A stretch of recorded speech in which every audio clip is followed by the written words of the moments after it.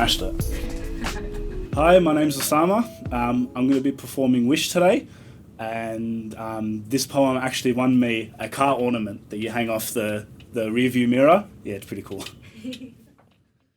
Wish is something that actually holds a very, very important part in my heart.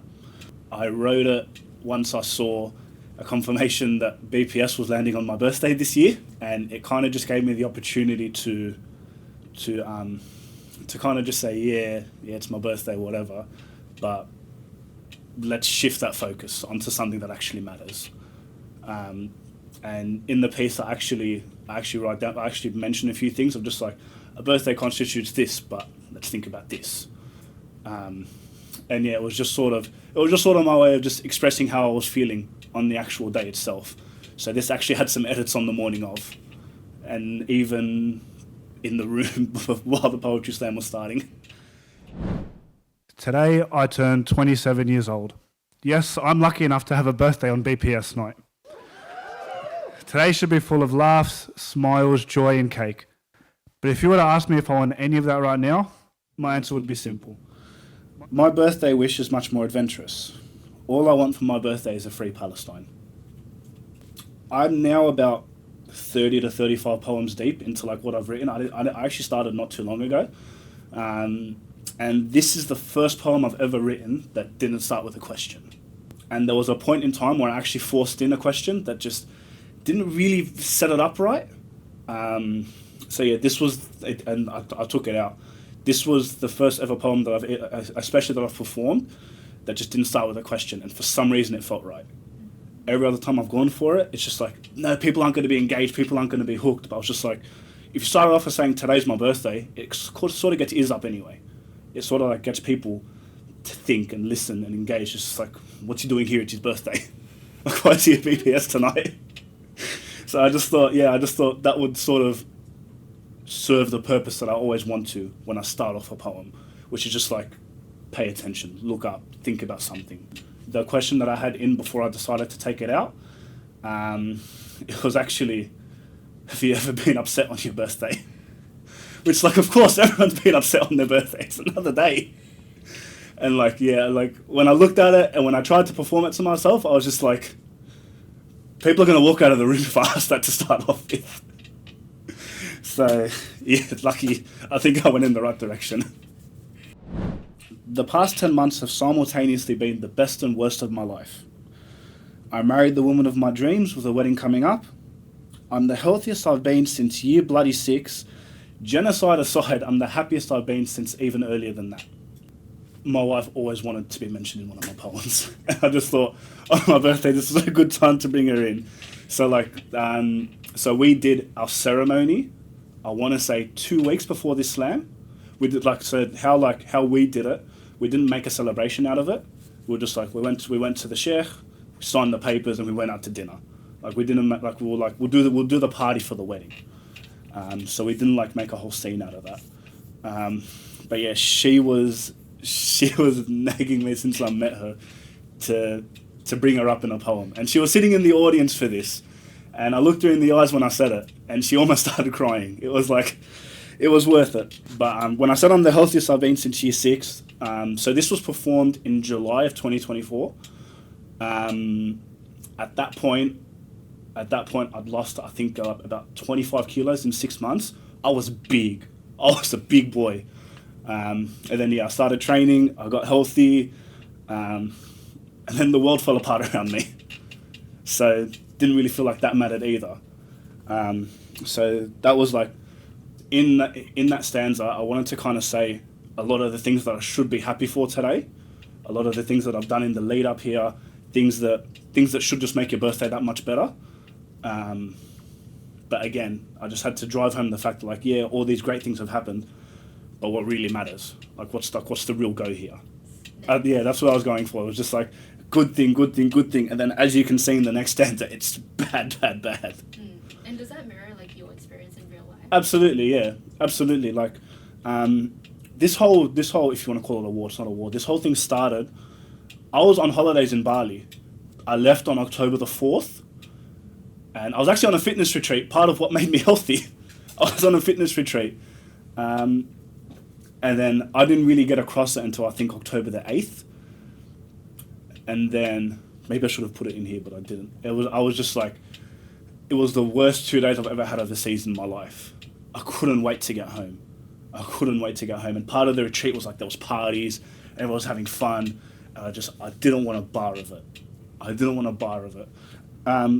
Part of also another thing that I've personally made a commitment to is because I've got so much family back overseas and they follow me on Instagram and all socials, I've made such a point to not put anything on social media about anything good that's happening in my life.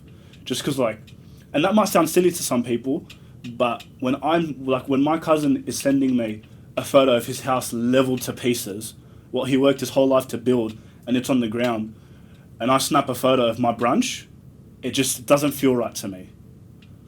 So, that was part of my. That's been part of my mindset for the past year and a half.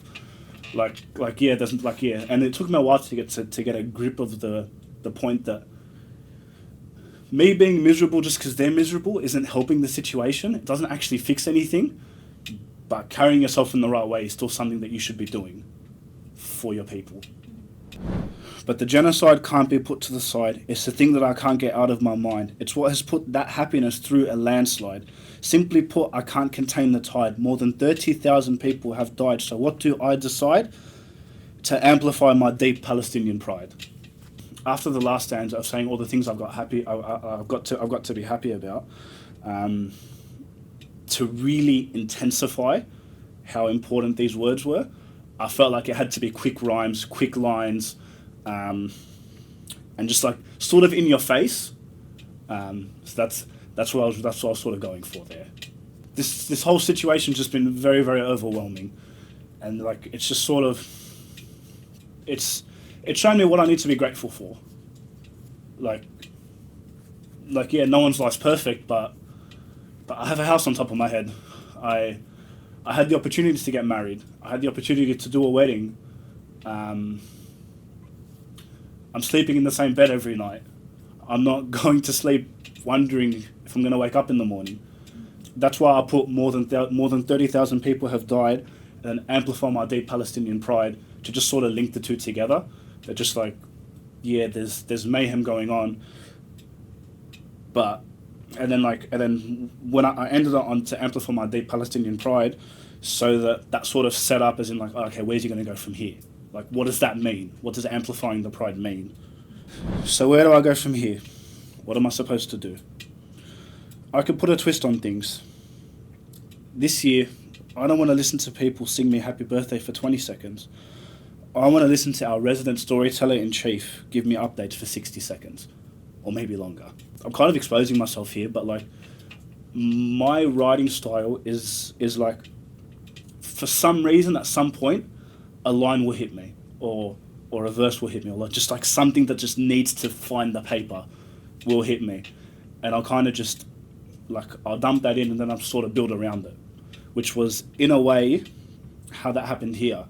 So I was walking home, this was maybe 2 days earlier, I was walking home from the shops, I had a fat meat and cheese in my hands. I was walking home and Bilal came up on my Instagram and it was just here's everything you need to know about Israel's war crimes in 60 seconds. And then something just popped up and I was just 60 seconds birthday. So Bilal should really go longer than 60 seconds. And then I just sort of chomped it all together. I don't really know exactly how that happened, but I got home, I put the food down and I just pulled out my laptop and then I just sort of I wrote down longer than 60 seconds, how do I connect them together? And then it just sort of came out the way that it did. I don't want a cake with candles because it reminds me of the fire burning through Gaza and the West Bank. That's a short stanza, but I actually wrote something down about this. This might sound really, really simple, but for some reason it worked for me. I was just this was right around the time where they were burning tents with people inside them. They were burning people alive in these tents, and it was just so horrific to look at. It was just the worst thing that you could ever see. And I just thought about what a birthday entails. I was just birthday cake, candles. Candles are fire. They're on fire right now.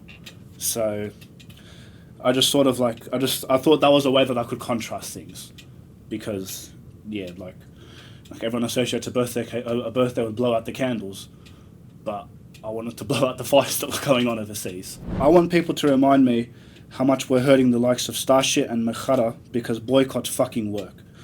A $13 billion market loss, and they deserve no less. So I remember also at the time, people were sharing about how much the stocks of McDonald's and Starbucks and all of these genocide supporters, how much their stocks were going down. For some reason, when I was writing this and I wanted to include that, I thought the piece might have needed a bit of humor. So instead of just saying Starbucks and McDonald's, I replaced it with Starship and Mechara.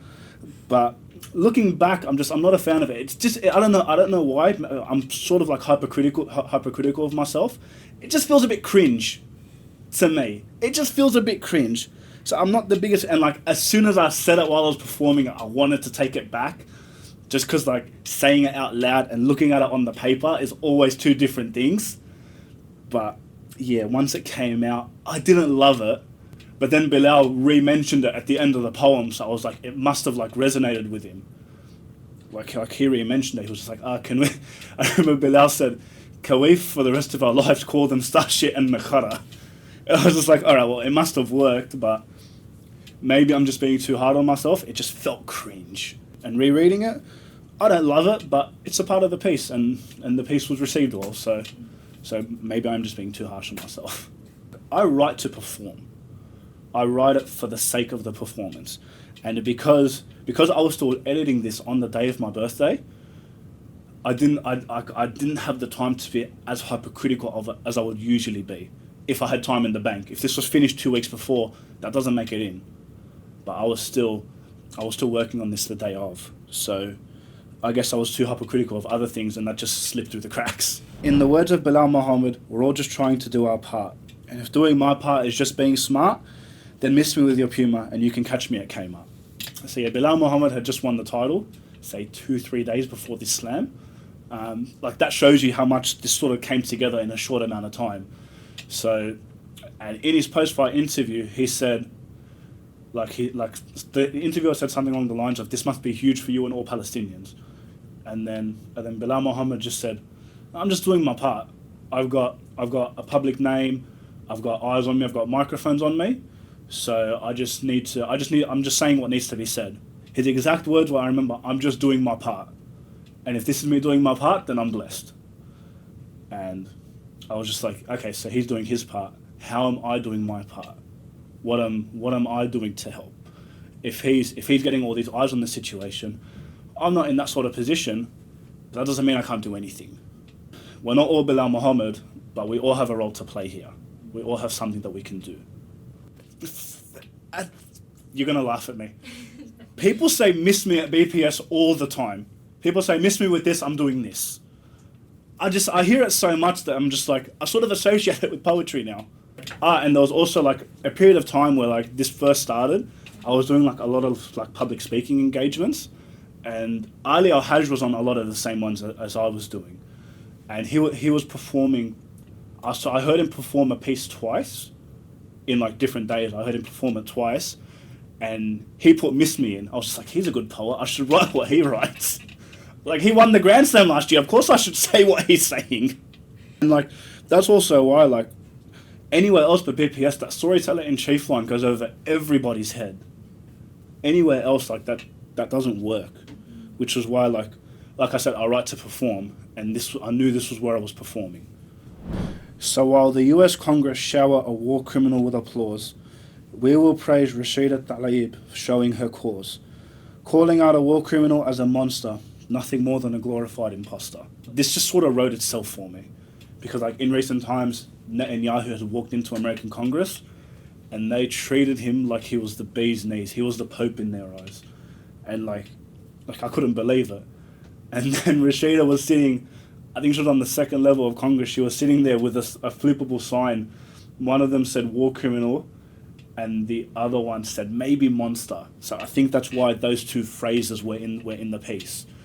So like she was just sitting there holding a flippable card, and it was just happy to see someone with a spine.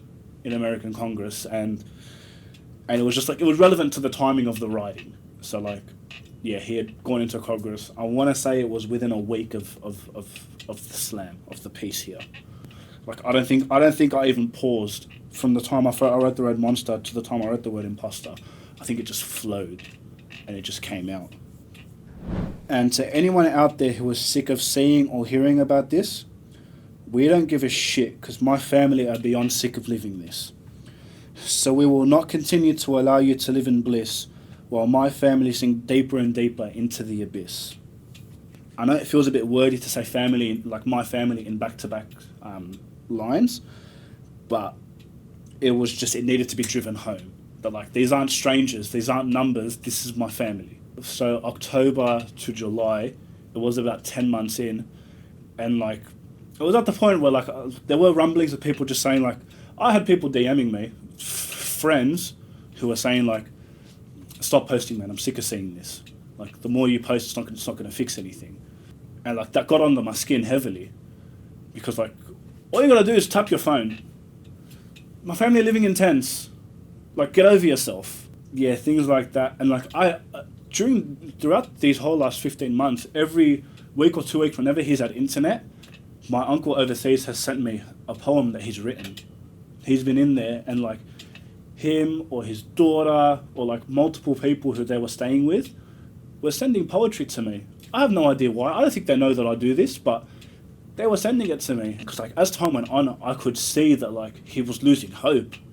I could see that he was sinking deeper and deeper into the abyss.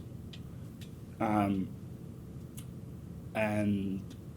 you're sick of tapping your phone to the next story.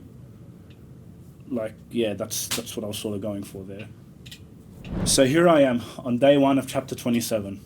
But don't wish me a happy birthday, because they're on day 297. I know I shouldn't really be referring to this as like a good thing, but like, just serendipitously, things just sort of lined up. Like, I turned 27, it was day 297 on the day, so like, that ending sort of wrote itself. I know in the poem I sort of strayed away from the birthday theme, but I started there and I ended there, which was like what I was going for, because like, you can only talk about your birthday for so long. It actually has to, the piece has to evolve. I wrote this about 6 months ago now, and a lot of my feelings hold the same, but obviously now, within the last 4 or 5 days, there's been a mindset shift. So now my uncle, who I mentioned earlier, who's been sending me pieces this whole time, he's obviously just been jumping from safe location to safe location. He hasn't seen his home in over a year now. So for all he knows, that's still standing, or it's on the way down. They're a bit skeptical to start to just like jump in the car and go, because like, they know what the history is like with the Israelis. I know the piece was like very doom and gloom, like there wasn't really much joy in it. But personally, yeah, like I said, a lot of things have stayed the same, but now we've got a bit of hope, which is fantastic. Like, throughout this whole ordeal, it was just like, okay, it won't last more than a month. Okay, well, it can't last more than 2 months. There's no way it'll go longer than 3 months. And then 15 later, by the time we were like, okay, maybe this isn't going to end, it's now sort of done, to be confirmed. Let's just say they stick it through to phase 1 of the agreed ceasefire. Then they've got 4 to 6 weeks of respite, which is better than nothing, I guess. And look, who knows what's going to happen next, but we're going to keep on thinking about them. We're going to keep on praying for them. And now my mindset's starting to change from just like, ceasefire today, liberation tomorrow, which is the next step. Like let's just say the genocide's done. There's no more bombing. Our job's not done. We're not finished yet. And like, yeah, my mind sort of started shifting from, okay, it was just like, okay, just stop killing us, to now, how do we actually achieve our dreams? How do we how do we break the occupation, which is the next long-term goal. So here I am, on day 1 of chapter 27, but don't wish me a happy birthday, because they're on day 297.